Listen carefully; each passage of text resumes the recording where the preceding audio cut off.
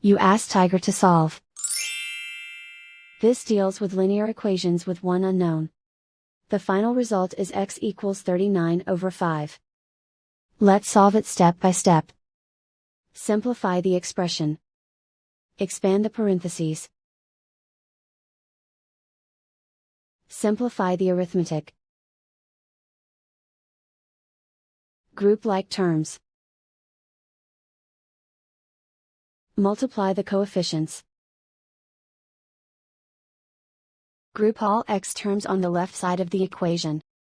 Add 65x to both sides. Simplify the arithmetic. Group like terms. Simplify the arithmetic. Isolate the x. Divide both sides by 150.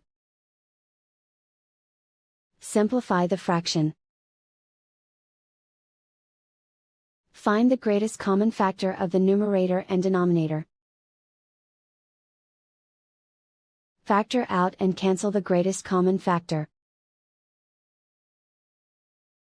And so the final result is x equals 39/5.